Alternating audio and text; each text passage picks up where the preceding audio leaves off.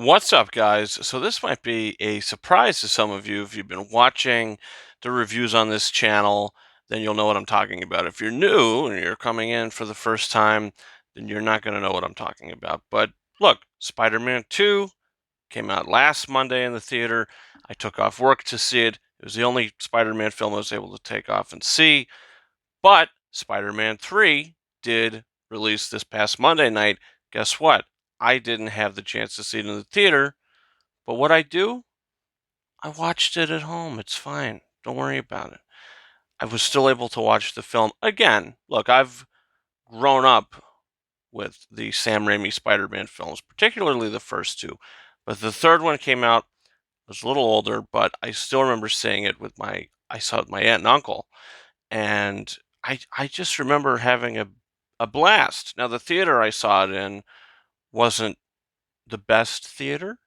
Um, but it was okay. It was still okay. So, look, this movie I've had a mixed relationship with over time, but I've gotten a new appreciation for it. Where I can say Spider Man 3, I love. And I think this is a really good movie. So, without further ado, let's talk about it. Spider Man 3. Here's my review. Look, I posted a review for this probably around 5 years ago on this channel, maybe. And I think back then I gave it a 3.5 out of 5. So I never disliked this movie. I never didn't like this movie. I was maybe disappointed, maybe, but watching it now, look, I'm gonna put the gloves on because I know that there's people that are on the other side.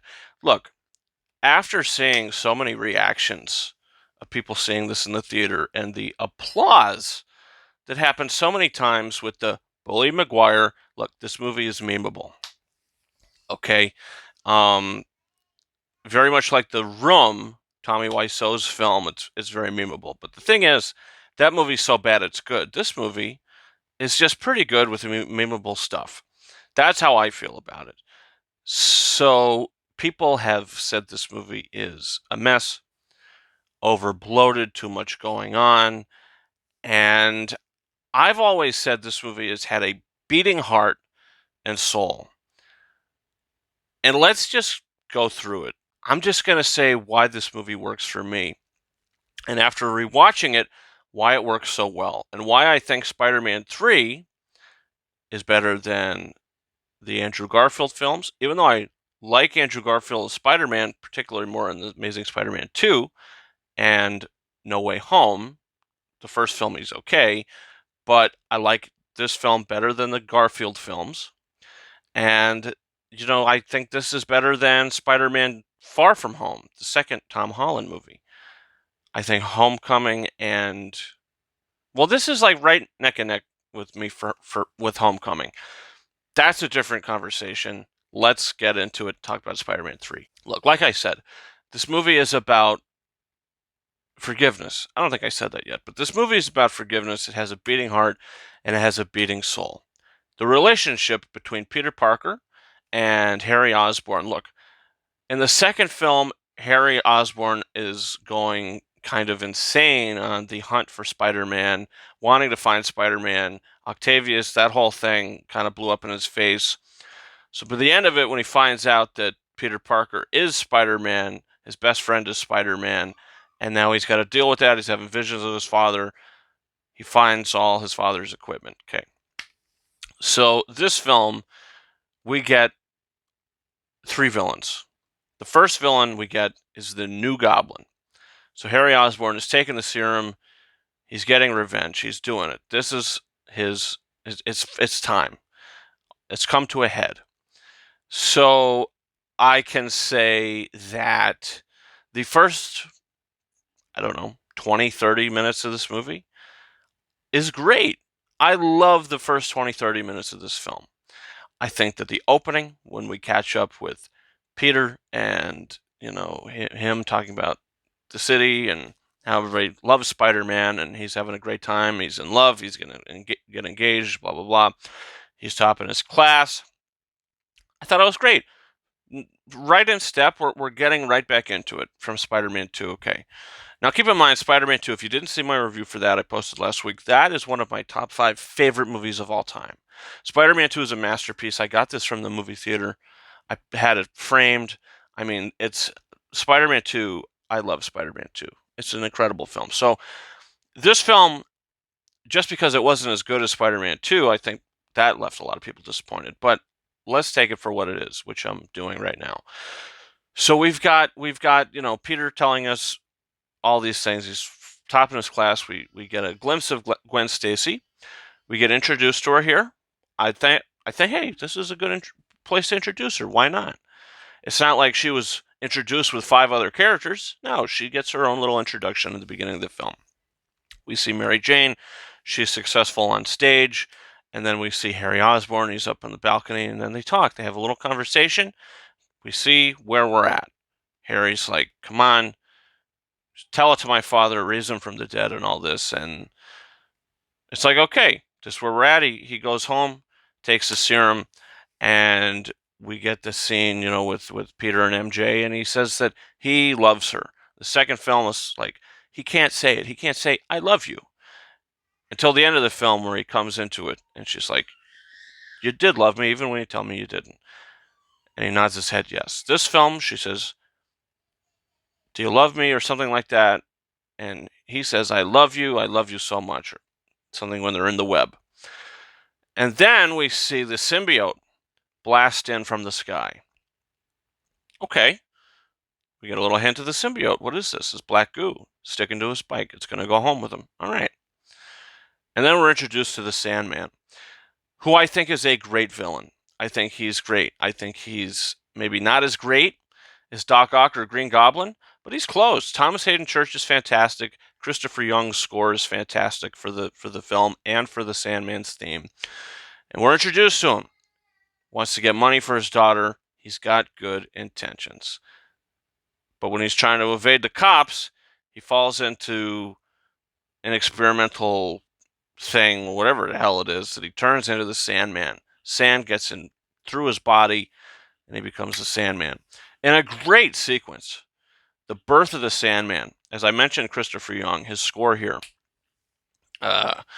is great. And to see the Sandman, his birth, really, how he sees the chain, tries to grab it, grabs it again, is able to stand up. I mean, it's beautiful. It's really a great sequence. It's one of the best sequences in the whole trilogy.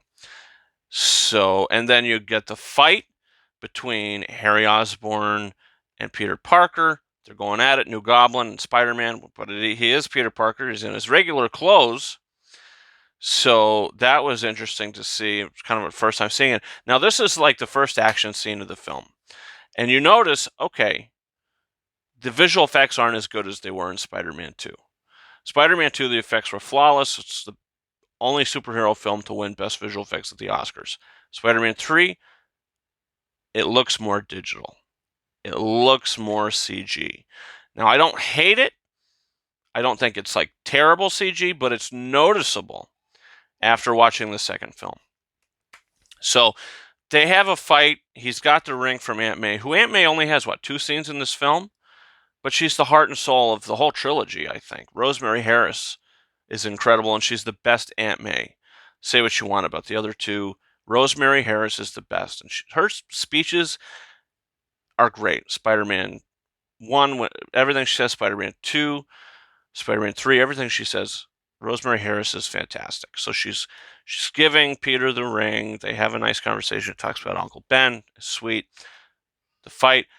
The sound design, when Peter shoots the web and he holds it as Harry comes and he bangs his head off the web and he falls and he hits a dumpster and he hits the ground. The sound design, when he hits that bong, whatever, is fantastic. The sound design in that scene is excellent. And the camera lingers on his body. This is the whole first 20, 30 minutes of the movie, which I love. And then Peter realizes what just happened. He goes down, and his reaction, Tobey Maguire's acting in this scene, is phenomenal. When he's saying, Harry, Harry, come on, and he's looking around. I mean, it was excellent. He picks him up, takes him, goes to the ER or whatever, And then guess what? He got bonked on the head so much, he's got temporary memory loss. Some people think this is a cop-out, weak storytelling. Look, if you got banged on the head that hard and you lost your memory for a little bit, let's have people judge you. Be like, oh, come on. Don't tell me that you lost your memory for a little bit. That's silly. You just got whammed in the head. You lost your memory? That's stupid. No. I think it's realistic. So guess what? I'm okay with it. Maybe in the past I thought it was cheap, but now I'm like, you know what? Did you see him? The fall? I mean, yes, I'm into it. I buy it.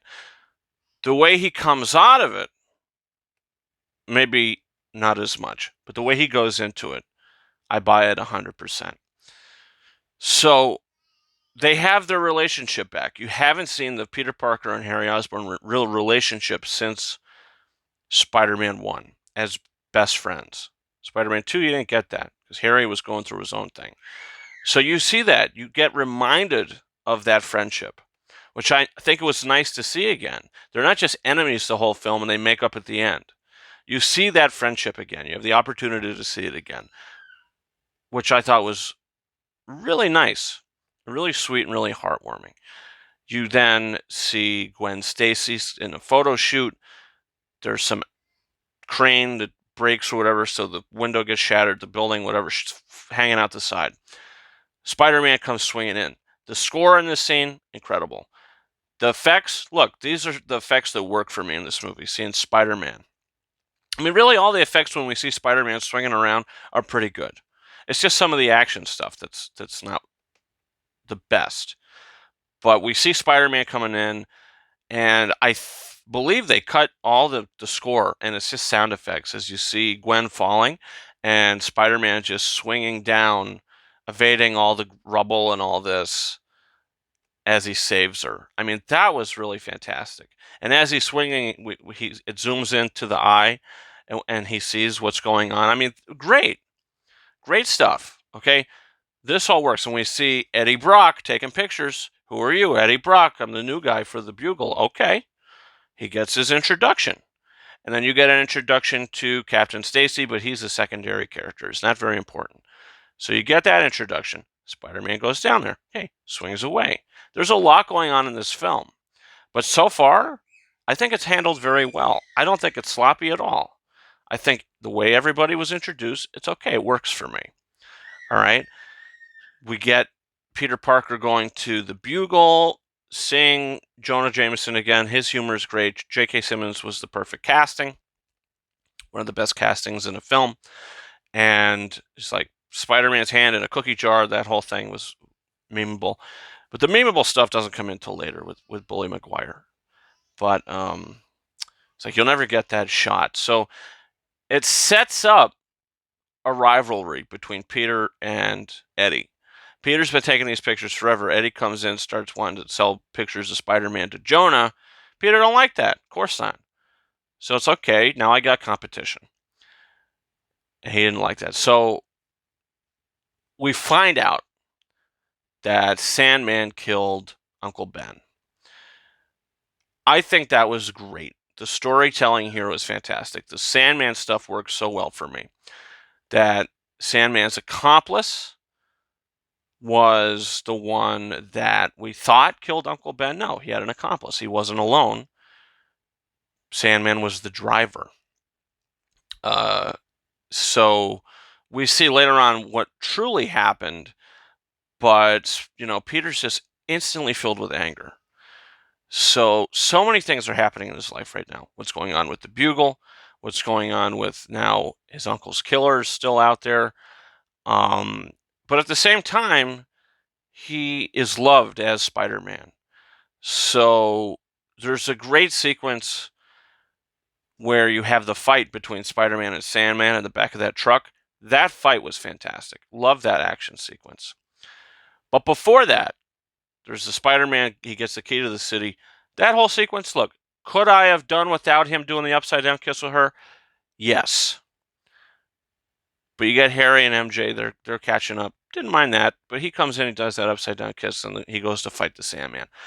That was like, okay, did he need to do that? Don't know. Probably not. But I'm not going to say the movie tanked because of it. It's just something that happens. It's like, I don't know about that. So then the fight with the Sandman goes in, and then there's a scene where you're seeing reactions on TikTok and everywhere where he's out with the Bruce Campbell cameo. And he says, "Put the ring in the drink, in the cup." And he's like, "How'd that get in there?" And he's talking to himself, and he's walking through what he's going to say. And the way he says that, "How'd that get in there?" Hilarious. Excellent. And it's meme worthy, but it's good meme worthy. Okay. So here MJ comes. She's not having a great time because of what's going on with her Broadway stuff. It's starting to dip for her. And then she's Gwen Stacy coming. Oh. She puts her arm on him. Oh. And he's like, you don't think anything of it. She's a girl from my class. Come on. She's not having it. The kiss on the stage, she's not having it. She walks out. He's like, whatever. Finds out about his uncle's killer. She tries to help him out. He's like, look, I'm fine. Don't worry about me. I'm fine. I got it. She's like, everybody needs help, even Spider-Man. As he's listening to try to hear about this Flint Marko, where he's in bed, he falls asleep, and the symbiote hits him. This sequence where he's dreaming, and he's dreaming about Flint killing his uncle, as the symbiote gets him, I just think is great filmmaking. It was visually great. And then the camera cuts and he wakes up and he's says, where am I? As Christopher Young's symbiote theme kicks in, which is fantastic. You know, Christopher Young did a great job taking over for Danny Elfman with this movie. So he gets the symbiote now and he's swinging around. It's like the power feels good. It's starting to take him over. He is getting super confident with this. And the symbiote has these powers that starts to warp him into something he's not. You get a great subway fight sequence with the black-suited Spider-Man and Sandman, which only takes place like a minute, maybe a little over a minute, where Spider-Man basically kicks his ass. He grinds his face on a subway. A moving subway he grinds his face on, which was like, wow. It's kind of dark. And then he pops the water open and he's like, good riddance. Then he comes out, and what he does with his hair is unnecessary. Puts his hair down. Didn't like that.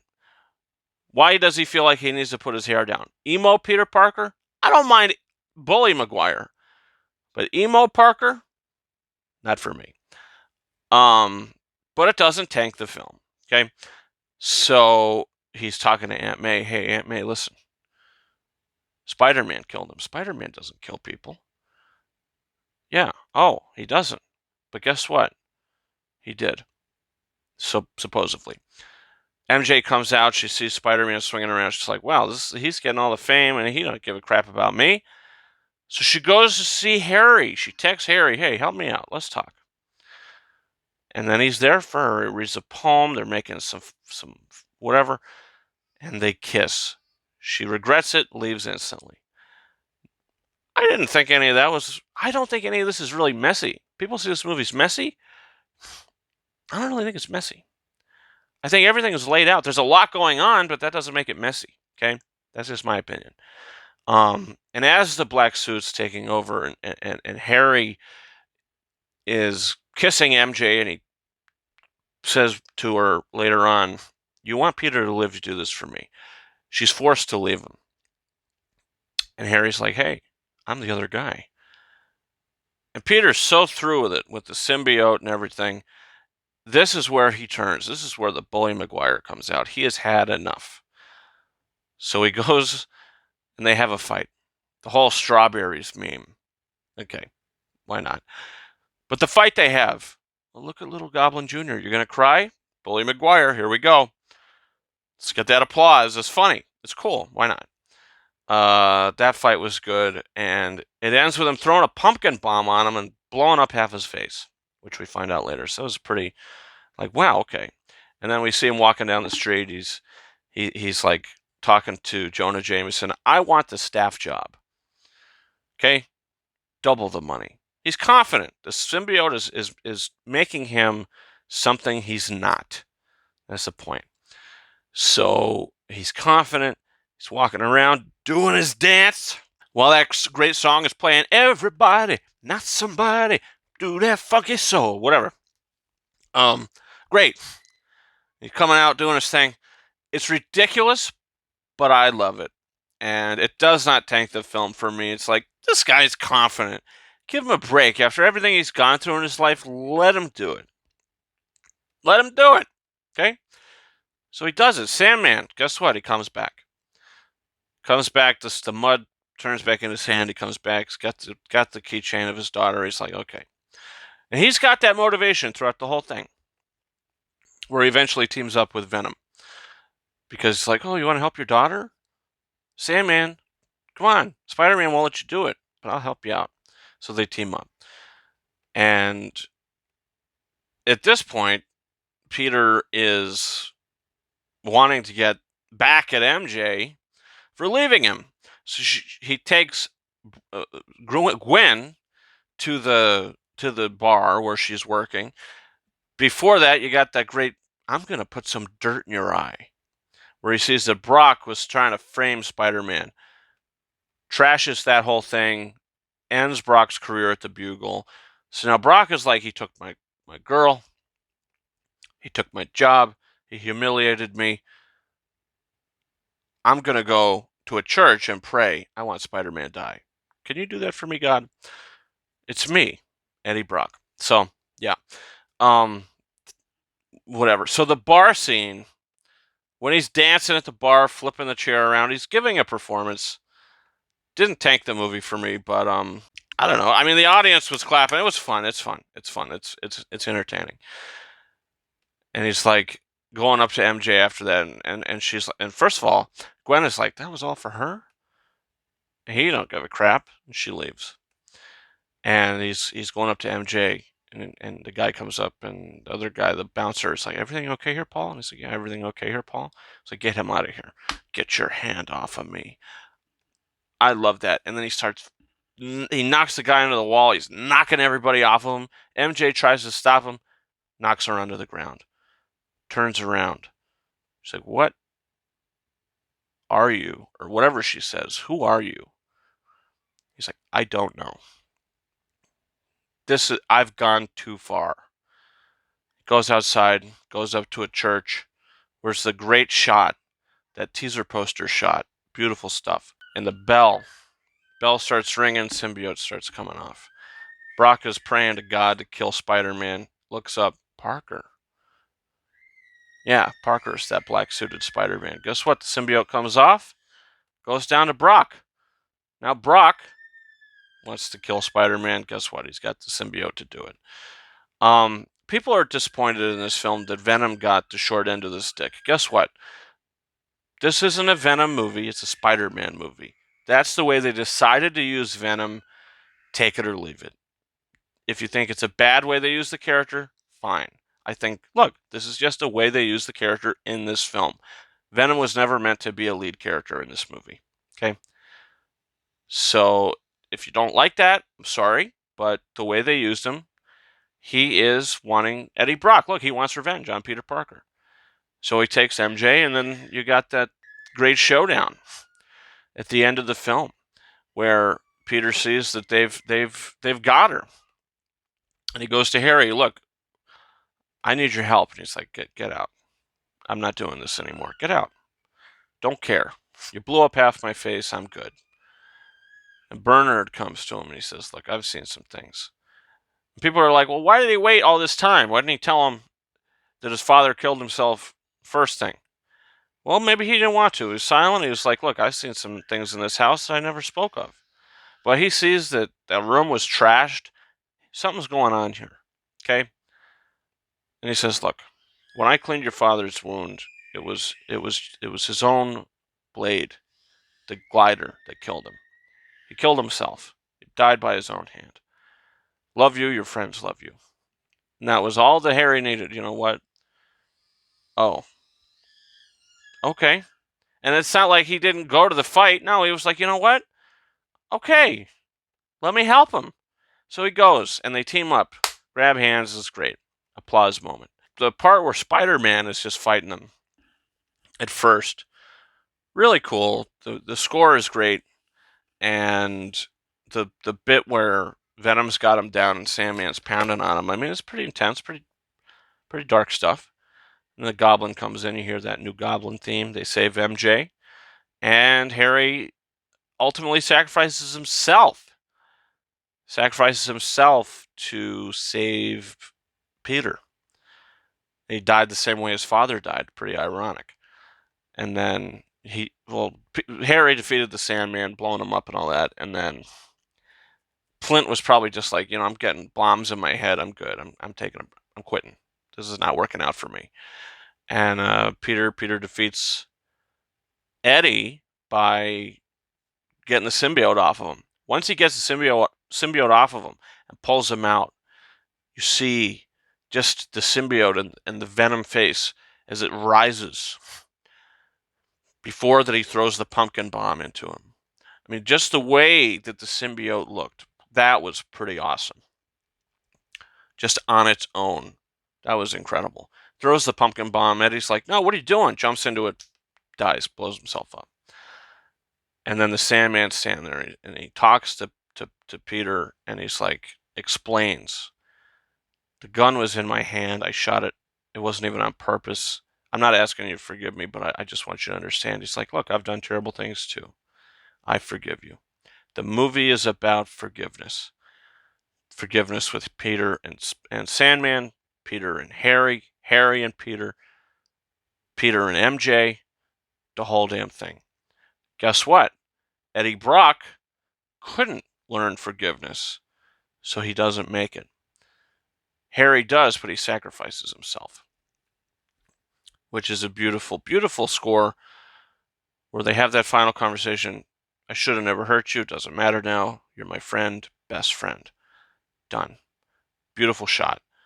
Funeral. End scene. Peter goes up to MJ, puts his hand out, and she grabs it. These two broken people that have been through so much love each other so much, and they realize we can get through this. Grab each other's hands, go hug, dance a little. Camera fades. No final swing, which was originally disappointing to me, but I think it's a bittersweet ending, which it ends on that emotional beat of forgiveness, which I think is a beautiful thing. The movie has a beating heart and a beating soul. Say what you will about it. Is there a lot going on? Yes, there's a lot going on in this film. But not for a second I think it's sloppy. I think some of the stuff that happens is a little unnecessary and goofy. Some of it, which I mentioned. But in the end of the day, it doesn't tank the film for me. Spider-Man 3, I'm giving it a 4 out of 5 stars. That's right. 5 years ago, it was 3.5. It's a 4 out of 5. I really enjoyed this movie. And look, I would have loved to have seen it in the movie theater, but I, obviously couldn't make that happen. I just bought on eBay an original double-sided theatrical poster.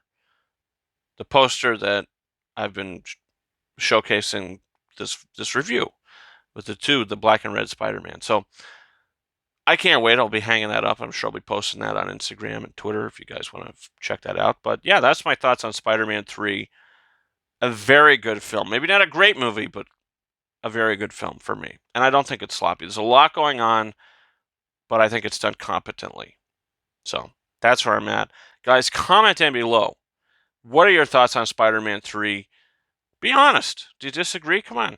I wanted to get into it. Look, the movie made $700 and some $1,000 just from the Monday night showings, where Spider-Man 2 made 800 and some, and Spider-Man 1 made like 760 or something like that. So they were very successful.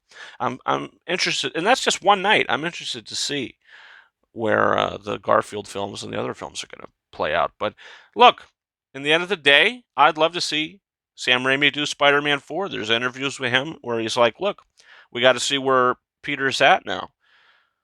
Has to be the right story. So I hope I doubt it'll happen, but I hope it will. Like, I never thought we would see Peter Parker, Tobey Maguire in the MCU. Never thought that would happen. I was wrong. So, fingers crossed. We'll see what happens. So, guys, don't forget to hit that subscribe button for a bunch of other reviews. Look, this was a surprise review. But we got Star Wars, Episode 1, The Phantom Menace, 25th anniversary. Going to be talking about that. We got Love Lies Bleeding, The Ministry of Ungentlemanly Warfare, Abigail, a bunch of reviews coming in the future. You guys can follow me on Twitter and or X at RyanKing72 and Instagram and TikTok at KingArises131. That's about it for me. Thank you so much for watching my review for Spider-Man 3. And until next time, over and out.